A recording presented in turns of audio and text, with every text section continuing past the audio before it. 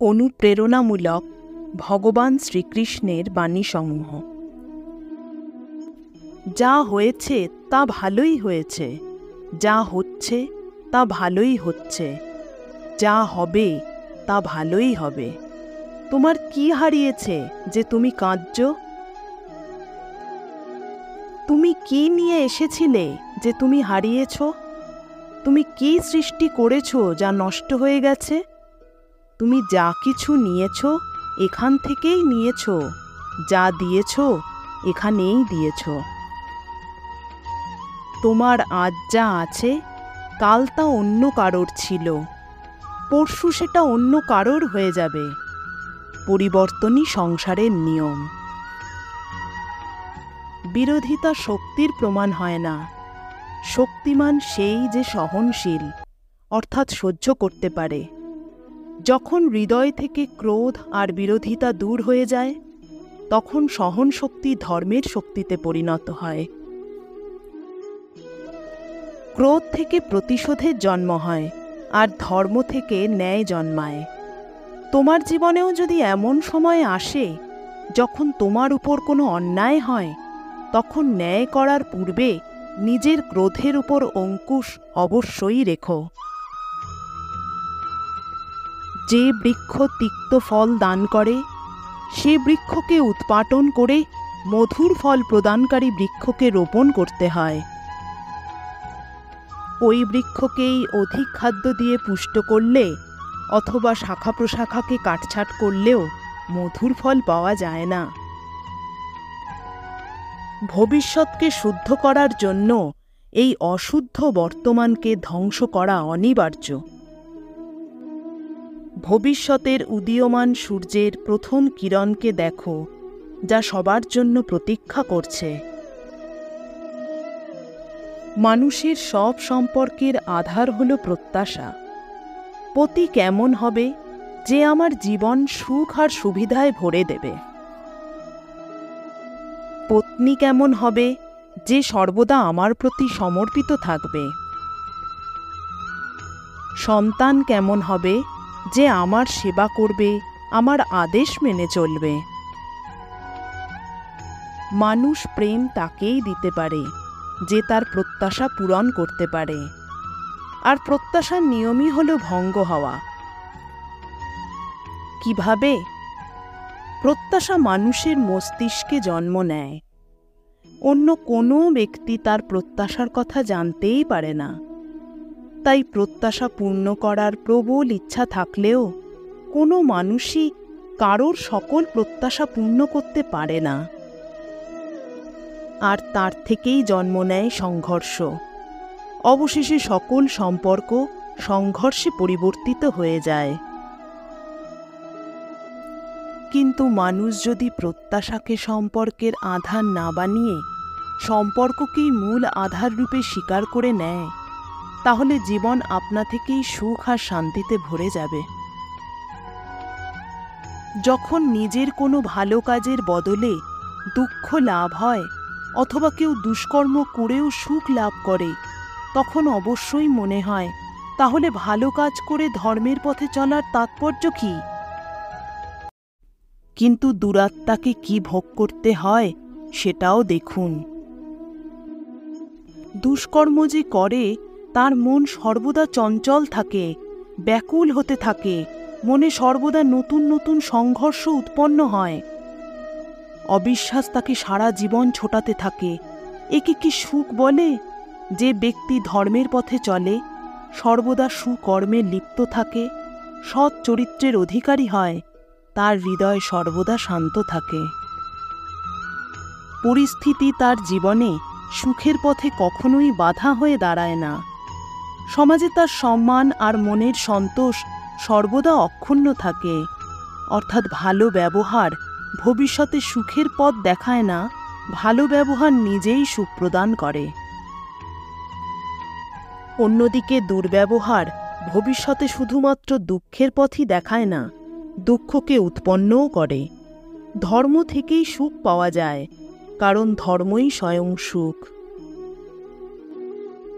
পরিস্থিতি তার মনের সন্তোষ সর্বদা অক্ষুণ্ণ রাখে।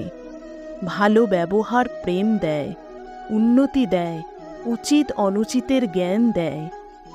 যখনই মানুষের জীবনে কোনো বিরূপ পরিস্থিতি আসে, মানুষ তখনই ঈশ্বরের কাছে প্রার্থনা করে। সে ঈশ্বরের সম্মুখে মিনতি করে যেন সে পরিস্থিতি থেকে নিস্তার পায়। কিন্তু এই প্রার্থনার বাস্তবিক রূপ কেমন হয় সেটা কি আমরা কখনো ভেবে দেখেছি?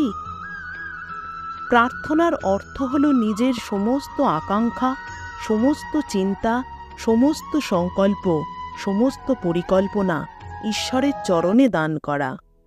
অর্থাৎ নিজের কর্মের ফল কি হবে সেই নিয়ে চিন্তা না করে ধর্মের অনুরূপ কর্ম করা। ঈশ্বরের পরিকল্পনাকেই নিয়তি বলে মেনে নেওয়া, সেটাই তো প্রার্থনা। কিন্তু ঈশ্বরের সমস্ত পরিকল্পনা বোঝা সম্ভব কি?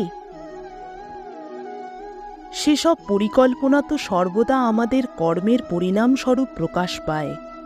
কিন্তু যদি কেউ সব কর্মকেই ত্যাগ করে, সেটা কি প্রকৃত প্রার্থনা হতে পারে? বাস্তবে কর্মই জীবন, আর ফলের প্রতি মোহ না করাই সত্যিকারের প্রার্থনা।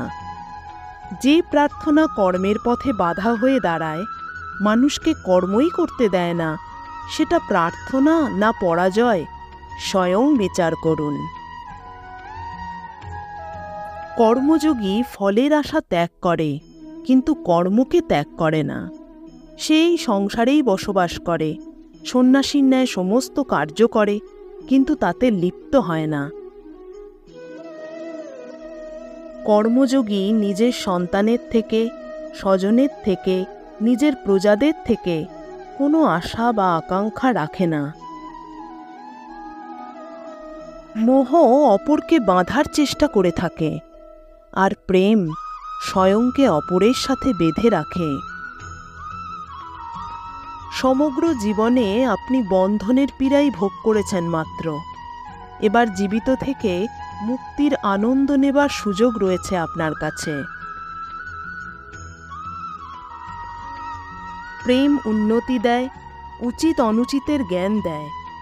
প্রেম আর মোহর মাঝে পার্থক্য থাকে। বাস্তবে যা প্রেম, তা কোনো মোহ নয়। প্রেমের জন্ম করুণা থেকে হয়, আর মোহের জন্ম হয় অহংকার থেকে। প্রেম মুক্তি দেয়, মোহ আবদ্ধ করে। প্রেম ধর্ম, আর মোহ অধর্ম। অধিকতর আত্মা নিজের দেহকেই সবকিছু বলে গণ্য করে, কিন্তু আত্মা স্বয়ং দেহ থেকে যে ভিন্ন তা জানতেই পারে না। শরীরের যে দুঃখ, সুখ, স্বাদ, গন্ধাদির অনুভব হয়, তাকেই সে তার নিজের অনুভব বলে মেনে নেয়, আর পরিবর্তনের কোনো প্রয়াসই করে না। যে আত্মা পরিবর্তনের প্রচেষ্টাই করে না, নিরন্তর অধর্ম করে চলে, তাকে জাগ্রত করার জন্য দণ্ড দেওয়া অনিবার্য। তুমিও এটা জেনে নাও যে তুমিও কোনো শরীর নও, কেবলমাত্র এক আত্মা। এই পৃথিবীতে পরিলক্ষিত সকল মানুষ তা নয় যা তুমি ওদের গণ্য করছো। কিছু সময়ের জন্য এরা শরীরে বসবাস করছে মাত্র। এদের শরীরের মৃত্যু হবে, কিন্তু এরা সবাই অমর। এদের আত্মা পুনরায় নতুন শরীর ধারণ করবে। নির্ণয় নেওয়ার মুহূর্তে আমরা সর্বদা অন্য কোনো ব্যক্তির উপদেশ বা পরামর্শকে আধার করে থাকি, আর আমাদের ভবিষ্যতের আধার হয়ে থাকে আমাদের আজকের নেওয়া সিদ্ধান্ত। তাহলে কি আমাদের ভবিষ্যৎ অন্য কোনো ব্যক্তির দেওয়া পরামর্শ বা উপদেশের ফল? তবে কি আমাদের সম্পূর্ণ জীবন অন্য কোনো ব্যক্তির বুদ্ধির পরিণাম? আমরা কি কখনো বিচার করেছি? সবাই জানে যে ভিন্ন ভিন্ন লোক একই পরিস্থিতিতে ভিন্ন ভিন্ন পরামর্শ দিয়ে থাকে। মন্দিরে দাঁড়ানো ভক্ত বলে দান করা উচিত, আর চোর বলে যদি সুযোগ পাওয়া যায় তবে ওই মূর্তির গয়না চুরি করা উচিত। ধার্মিক হৃদয় ধার্মিক উপদেশ দিয়ে থাকে, আর অধর্মে ভরা হৃদয় অধার্মিক পরামর্শ দেয়। এই ধার্মিক উপদেশ ও পরামর্শ স্বীকার করলে মানুষ সুখের দিকে যায়, কিন্তু এই রকম পরামর্শ স্বীকার করা তখনই সম্ভব হয় যখন হৃদয়ে ধর্মের অনুভূতি থাকে। অর্থাৎ অন্য কোনো ব্যক্তির উপদেশ বা পরামর্শ স্বীকার করার আগে স্বয়ং নিজের হৃদয়ে ধর্মকে স্থাপন করা অনেক বেশি জরুরি। যে ব্যক্তি স্বাদ থেকে মুক্তি পাওয়ার জন্য আহারকেই ত্যাগ করে, বাস্তবে তার মন থেকে স্বাদের লালসা কখনোই যায় না। তার দু প্রকারের হানি হয়। প্রথমত, সে দুর্বল হয়ে পড়ে, যে কারণে পরমাত্মাকে প্রাপ্ত করার জন্য যে প্রচেষ্টা অনিবার্য তা সে করতে সক্ষম হয় না। আর দ্বিতীয়ত, সর্বদাই তার মন স্বাদ গ্রহণের লালসায় পূর্ণ থাকে। এই হেতু আহার ত্যাগের চাইতে উত্তম কার্য হল স্বাদ গ্রহণের লালসাকেই ত্যাগ করে ফেলা। কর্মযোগী নিজের মনের সমস্ত লালসাকে নিষ্কাশন করে জীবনকে কর্তব্য মনে করে কার্য অবশ্যই করে, কিন্তু সেই কার্যে কখনোই আবদ্ধ হয় না। অর্থাৎ যে ব্যক্তি নিজের কার্য থেকে আশা বা আকাঙ্ক্ষা রাখে না, তারই কার্য পূর্ণ হয়। ভালো লাগলে চ্যানেলটিকে লাইক, শেয়ার, কমেন্ট ও সাবস্ক্রাইব করে এবং বেল আইকনে ক্লিক করে আমাদের সঙ্গে থাকুন। নমস্কার। হরে কৃষ্ণ, হরে কৃষ্ণ, হরে কৃষ্ণ।